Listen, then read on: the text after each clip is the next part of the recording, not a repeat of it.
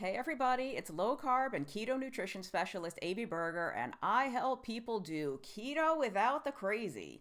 If you are tired of all the hyperbole and the fear mongering and the overcomplication and the avalanche of insanity out there in keto, you have come to the right place because this is keto without the crazy. And did you know we have merch?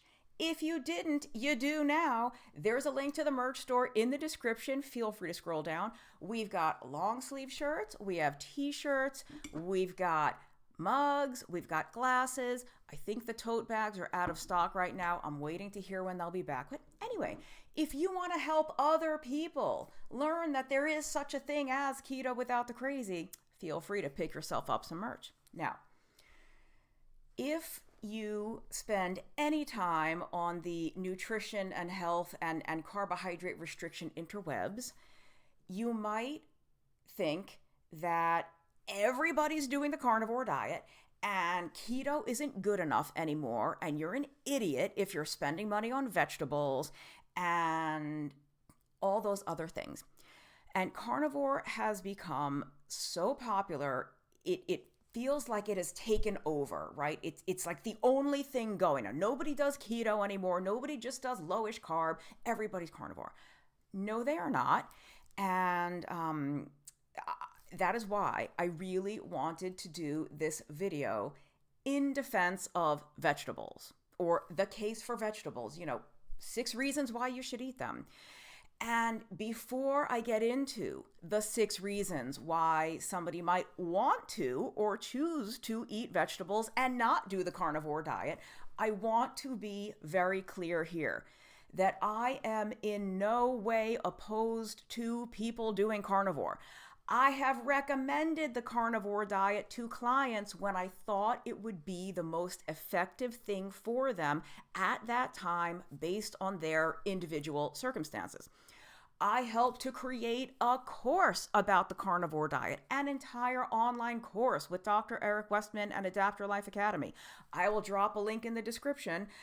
We also have a free guide all about the carnivore diet. So check out those links. The course opens for enrollment July 28th, and I will specify 2025 in case somebody watches this video in the future. Hello, future people. Enrollment opens July 28th, but if you are watching this before that, get on the wait list. Go to the link and put yourself on the wait list because that guarantees you a spot. And it also allows us to send you notifications as soon as enrollment actually does open so that you can go ahead and purchase the course and jump in. Enrollment is open, I think, for 8 days. So enrollment starts July 28th and it closes, August 4th, whatever 8-ish days is from then. And I could go into detail about what the course provides, but all of the details are on the website that I will link to. I just really want to be clear that I have no problem with people doing carnivore if they want to and they really enjoy eating nothing but animal foods, and if they have, maybe a medical necessity, or they have just found that that is the most effective thing to help them improve, resolve, or manage whatever, conditions and issues they have, particularly when a strict, well-formulated, real, non-crazy ketogenic diet didn't get them all the way. So nobody come at me like, oh, Amy hates carnivore. No. But I really do want to spread the message maybe for anyone out there who is not interested in carnivore, or who's maybe actually starting to worry a little bit like, oh, I'm doing keto. Is this bad? Is this wrong? Is this not good enough? Should I not do keto? Should I switch to carnivore? So I've got lots and lots of notes here. Let's see. Let's get a few things straight right off the bat here. Vegetables are not poison.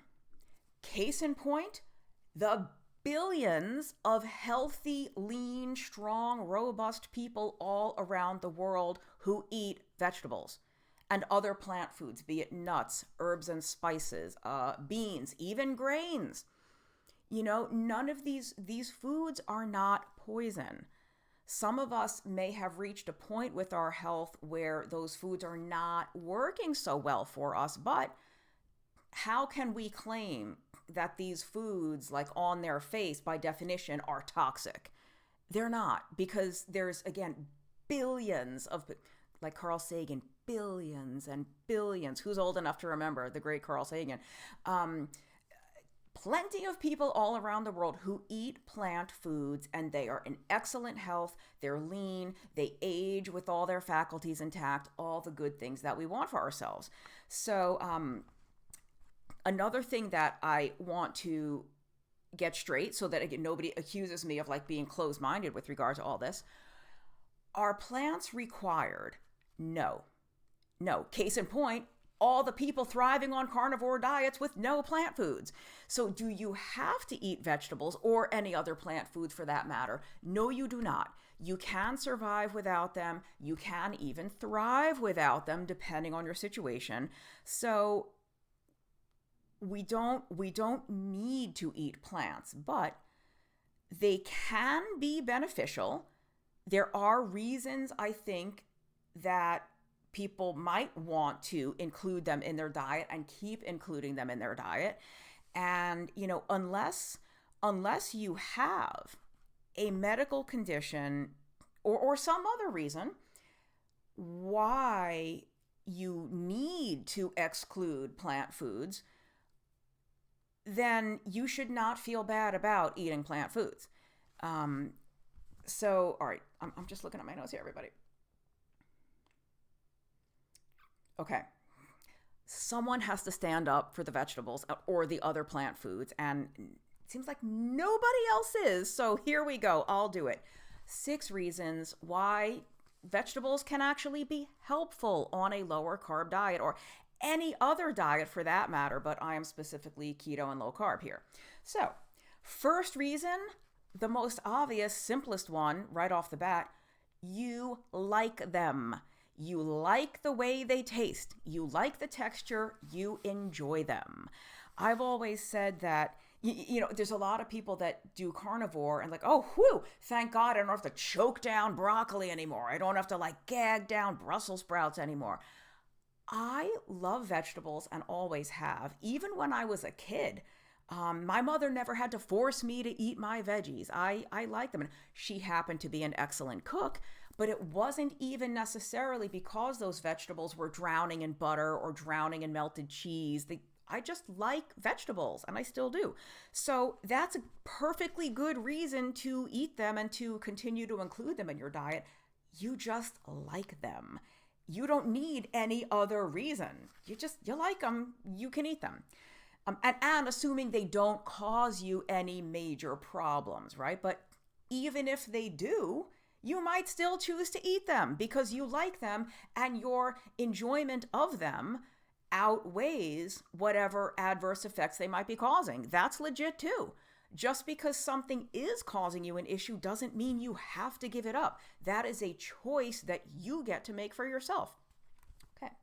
Number 2 reason to include vegetables or other plant foods in your diet. They do actually provide some vitamins and minerals. They are not completely devoid of this stuff. Don't let the carnivores, brainwash you into thinking that you are wasting money on crunchy water. That's what they say about like lettuce and celery. First of all, it's nobody's business how you spend your money, but I mean, vegetables and other plant foods They do provide vitamins and minerals and other nutrients. And are animal sources or animal foods richer in many, if not most of those nutrients? Yes. But that doesn't make plant foods a total waste of time with regard to giving your body some nourishment and the nutrients it needs. Like, again, I want to make it very clear. I'm very aware that animal foods are, depending on how we define better sources of certain vitamins and minerals. They are more bioavailable. Your body can absorb and assimilate them more easily compared to some of those nutrients in plant foods. But that doesn't mean that plant foods are a complete waste or, all right, that's number 2. Number 3, for me personally, and I've heard this from other people, vegetables and other plant foods, but mostly vegetables, can be good for satiety, good for, helping you reach the point where you feel satiated and kind of keep you going. And there could be a number of reasons for this, but for me, I can fill up on a huge portion of meat or animal protein. When I use the word meat, I don't just mean red meat. I think a lot of people do when they say meat. Meat to me is like animal flesh protein. So it could be beef, bison, lamb, pork, chicken. Fish is not, fish is separate, but you know what I mean? Like animal flesh protein. I can eat a pretty honkin' big portion of animal protein and still feel like something is missing. And it really only takes a small amount of vegetables to round things out. And I can't describe it any more scientifically than that. It is just my experience, the way these things feel and work in my body. That I could eat a ton of meat and animal foods and still, like, I'm not quite satisfied. And just a little bit of plant material will help me with that satiety. And so it just has a certain something, that je ne sais quoi, as the French say, that I don't know what, that special something, that it really just helps to make a meal feel complete for me. Now, could I go without them? Yeah, but they just help me in that regard. And that kind of goes into point number 4, which is that if you consider yourself a volume eater, I think that non-starchy, low carbohydrate vegetables can be really helpful for you. Can you be a volume eater and do well on a carnivore diet? Yeah, you can. Or can you even sort of retrain your brain and your body to not require that volume? Yeah, you can do that too. Or you can just eat vegetables. You could just eat a sizable portion of these non-starchy, low carbohydrate fibrous vegetables. They help you fill up. They give you that volume you might be looking for. That sort of that feeling of stretch or of just fullness.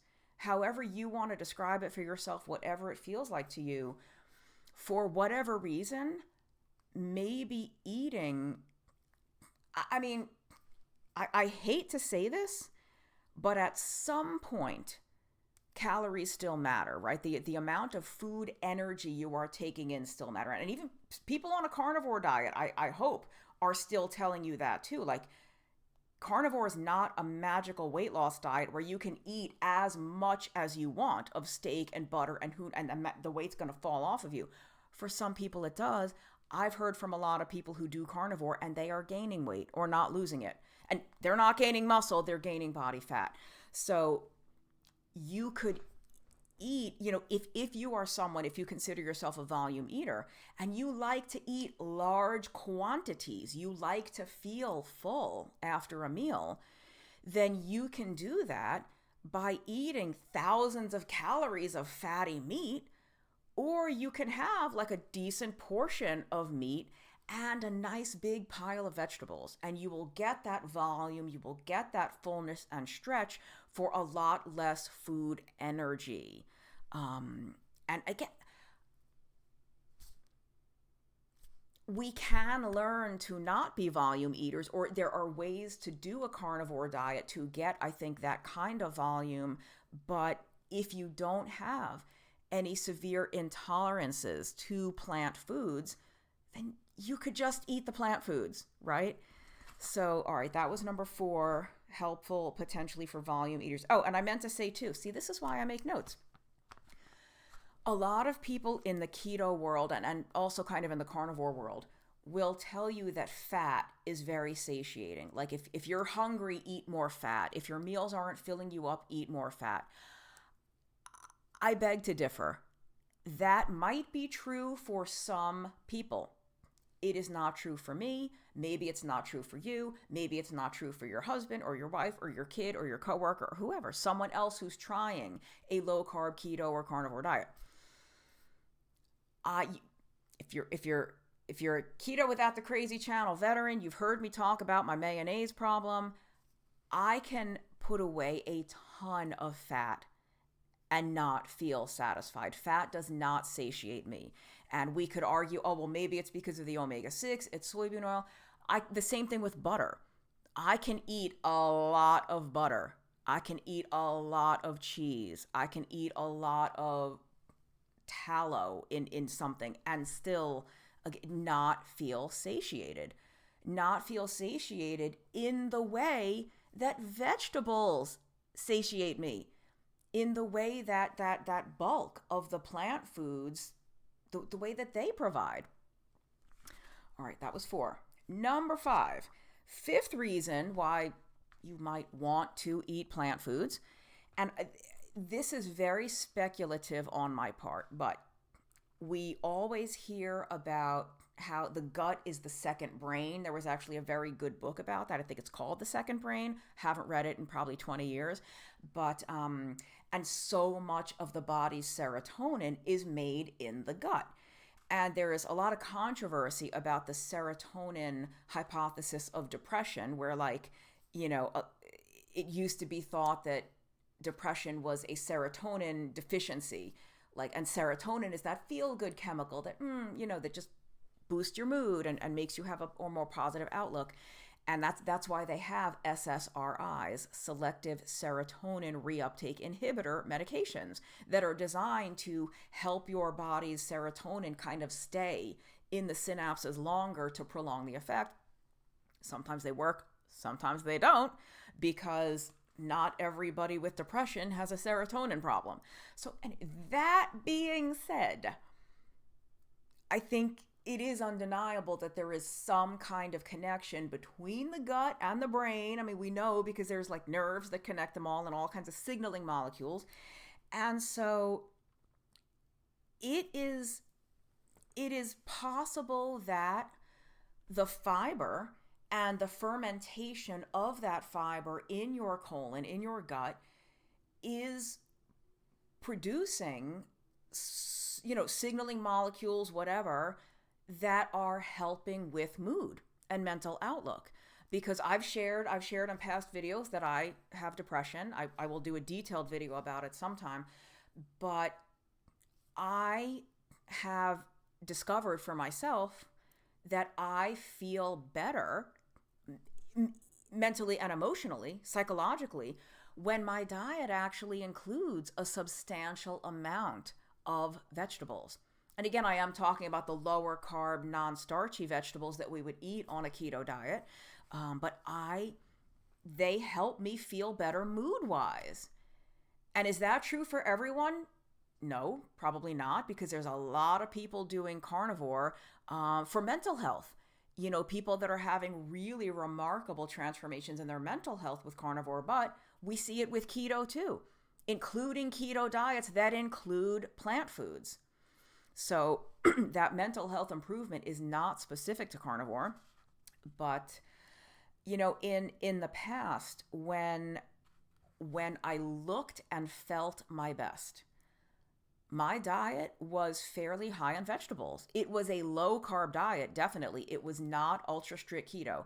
It was not a ketogenic diet at the time. It was low carb, and it contained a lot of vegetables. And I felt my best. I looked my best. So I really don't think the vegetables were harming me. In fact, they were probably helping. And it's just me speculating that maybe that was due to some interaction of the plant matter and again that fermentation in the gut and whatever communication was happening with my brain. Was there more serotonin? I don't know, but I just know that I tend to feel better when I eat lots of plants. Okay, that was number 5.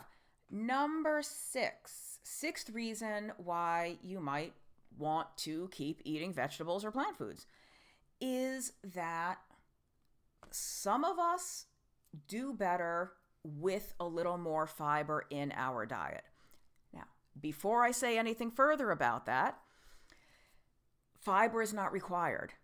Fiber is a type of carbohydrate, and the absolute requirement for carbohydrate in the human diet is 0. So if we don't require any carbohydrate whatsoever, then we don't require any fiber. And in fact, the removal of fiber is probably one of the primary mechanisms as to why carnivore diets seem to be so helpful for people with severe, intractable, meaning very difficult to treat, digestive and GI issues, things like Crohn's disease, ulcerative colitis, IBS, diarrhea dominant, even people with chronic constipation. There are some really fascinating studies that have come out with people on lower fiber diets or even 0 fiber having resolution of unexplained chronic constipation, meaning we don't know what causes it. Nothing has worked for these people all these years. They go on a 0 fiber diet and all of a sudden things get moving. Great, good for them. Now that I've recognized that we do not need fiber, and in fact that, like I was talking, point number 5, that fermentation of the fiber and whatever that is doing, for me, apparently I feel like that is benefiting me, but for other people it's a disaster, right? So that fermentation might give you a lot of gas, a lot of bloating, just a lot of discomfort, maybe the diarrhea, maybe the constipation. So does everybody benefit from fiber? No, but I think some of us do. And for the militant carnivores, or the rabid factions of carnivores, to make it sound like fibrous foods are always a problem, no one should ever eat them, they're going to rip your guts up, I just have to beg to differ. I really do. And a mature adult should, I think, be capable of understanding nuance and understanding that 2 things can be true at the same time. One person can eat a lot of fiber and feel great and have no digestive issues and their mood is great and everything's great. Or, and someone else can eat fiber and it tears them up. They're sick. They've got all these autoimmune issues going on. They've got GI issues going on. So both of those can be true, right? Like, one person can eat half a jar of peanut butter. Don't ask me how I know. One person can eat a ton of peanut butter and no problem. Someone else can't even smell a peanut across the room, or they're going to have to whip out the EpiPen. Both of those can be true. So I hope that we can reach a point, if we're not already there, where we can acknowledge that a carnivore diet and the complete absence of vegetables and all other plant foods for that matter, where that is extremely helpful and beneficial and therapeutic and people feel amazing. And at the same time, we can also acknowledge and respect that not everybody needs to do that. That there are lots and lots of people who eat a wide spectrum of foods, not just vegetables, but beans, grains, nuts and seeds, all this other stuff, and they are thriving as well.